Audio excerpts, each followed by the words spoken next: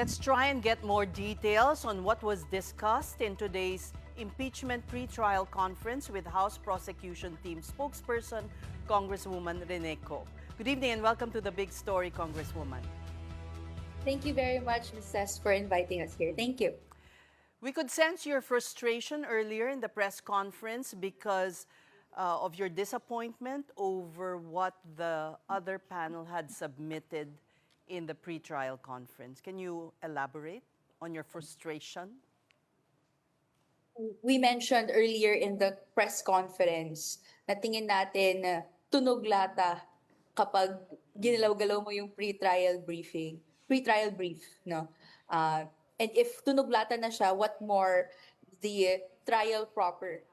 Dahil nakita natin at the very core of the pre-trial brief submitted by the defense team of VP Sara Duterte, wala pong affirmative defenses, wala pong independent arguments other than to simply rebut through a general denial yung mga allegations in the articles of impeachment. And again, no, yung pag-summon ng issues on technicalities that were already ruled upon in previous House Committee on Justice hearings and pleadings, pero rehashed again here at the pre-trial brief and in the conference. So that's frustrating because we want answers. The people have been clamoring for answers for years. And in this supposedly first step before the trial hearings, hindi pa rin po natin nakuha yun. But this should make your job easier. May ganun nga pong pagtingin because kung titimbangin din yung dalawang arguments, medyo may limitation yung general denial compared sa allegations and you supplement and you support it with evidence. Pero ang interest din naman natin dito ay yung proseso ng pananagutan, yung pag-provide ng due process to both parties. At syempre, we hope that both parties take those opportunities, no, hold on to them para ma-exercise nila ng diligently. And we can see with the submissions of VP Sara Duterte, no, even though the greatest allowance of due process was provided to her, to the Office of the Vice President, hindi pa rin po natitake yung mga opportunities na ito. Okay. Yung bang konting diskusyunan o medyo there was an argument supposedly or raised voices, was that over the insistence na kahit na nasagot na yung mga issues ay inungkat ulit ng defense panel? Normal naman po in adversarial proceedings such as trial na merong disagreements.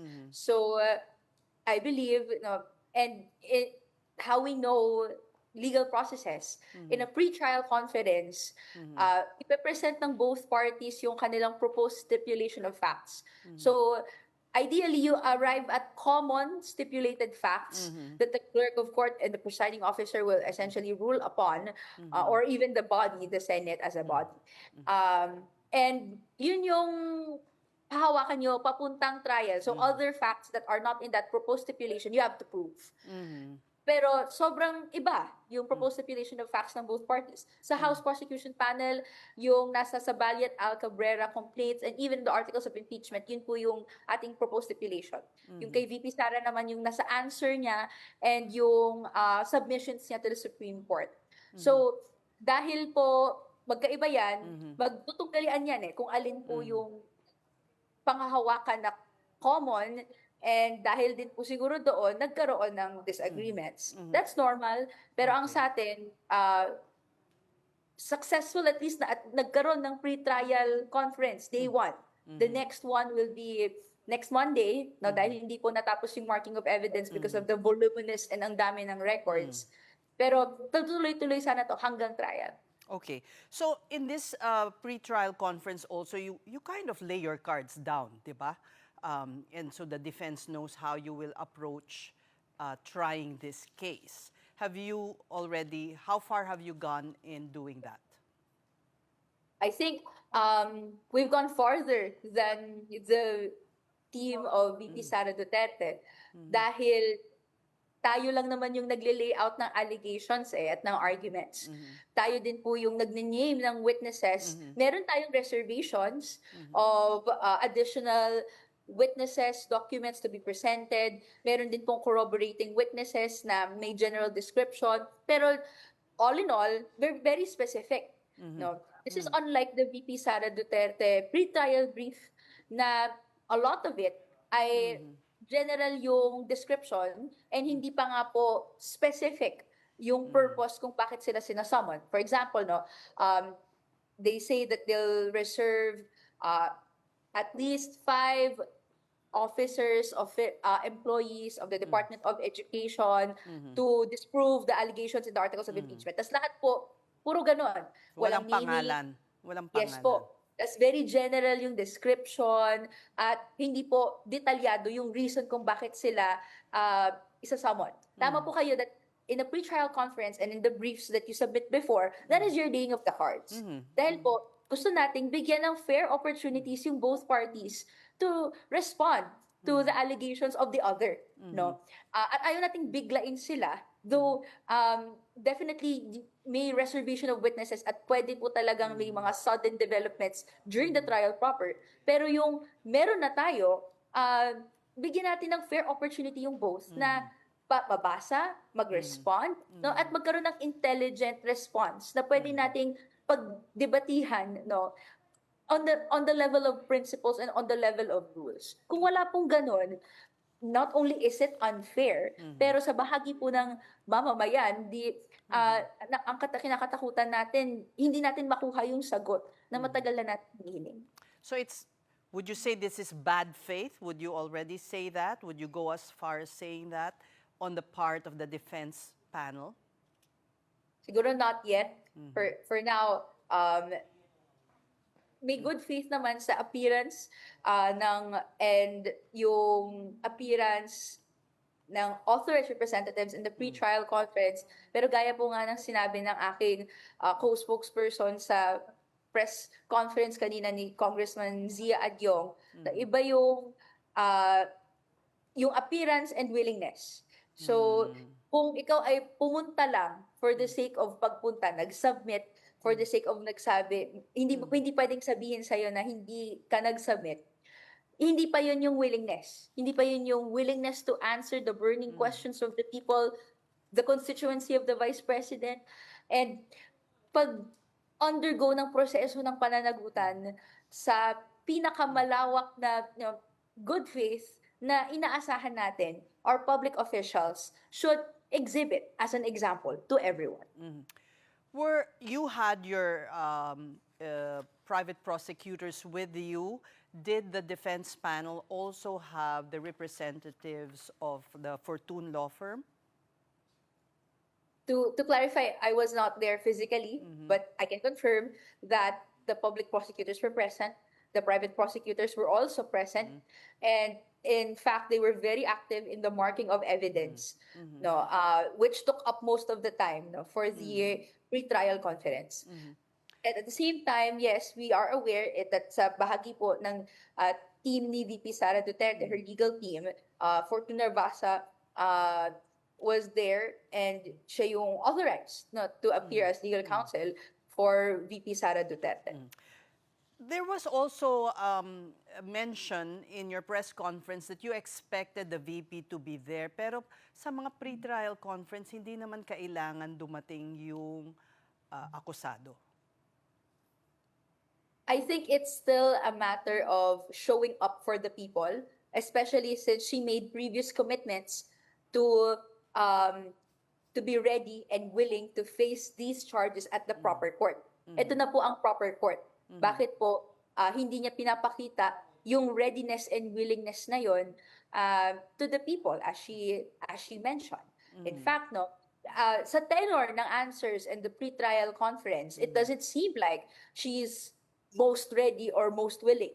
Because at the answer, she prayed for a dismissal, which is not found in the Constitution or in the Senate rules when you talk about impeachment. Pag impeachment, dadaluyin niyo yung buong proseso ng trial, susuyurin niyo yung witnesses, yung evidence, and only after that, you come to a decision point kung may conviction or acquittal.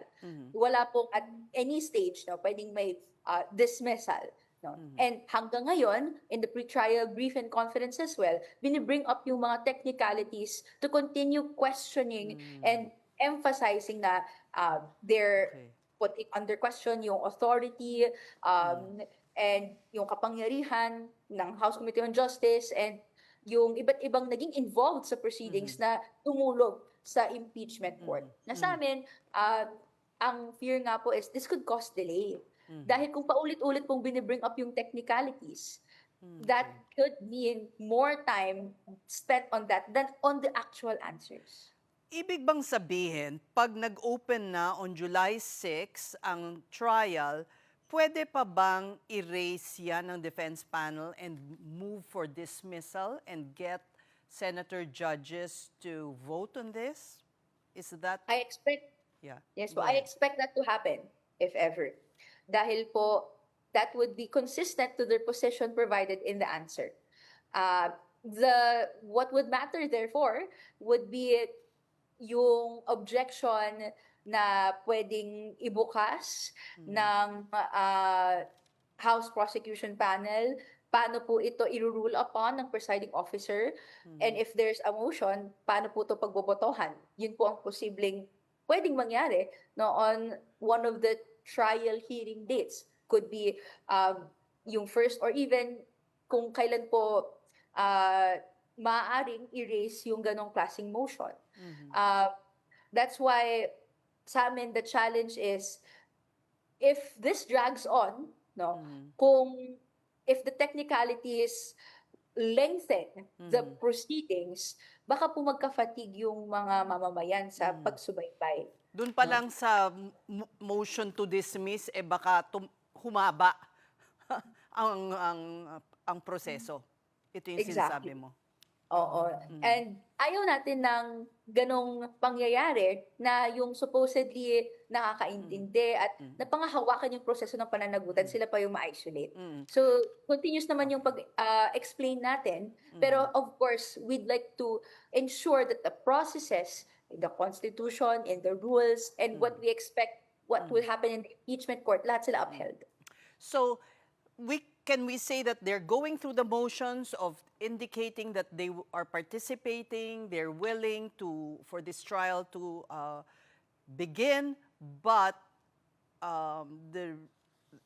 beneath all this is a plan to scuttle it from the very start once the trial opens? Is that a fair statement to make? I think that would be fair, Ms. Ses.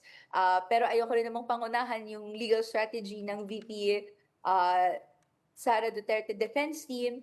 Pero we're just pointing out what we observe, which is that up until now, technicalities are being raised. The supposed meat or yung substantive defenses, affirmative defenses, contravening evidence that's still not found in the pre-trial brief, in the pre-trial conference. Ano na lang aasahan natin sa trial kung sa stage na to na dapat nilalatag na siya, ay hindi naman po nalatag. We're wary of that happening, of the continuous evasion of answers from the VP and her team. And what we want at the end of the day for the Filipinos is closure. No, may mga tanong lalo na sa issue ng korupsyon, ayaw natin na hindi to nasasagot. Ayaw nating nawawala yung katotohanan sa kamay natin at natatabunan ng disinformation. At gusto natin mabalik yung pera, lalo na kung may ruling na ito ay nakurakot. So at the end of the day, this impeachment process has to continue and then has to finish. Kailangan po siyang matapos in line with the principles of due process and accountability. All right, we thank you for your time. That was the spokesperson of the House Prosecution Team, Congresswoman Reneco.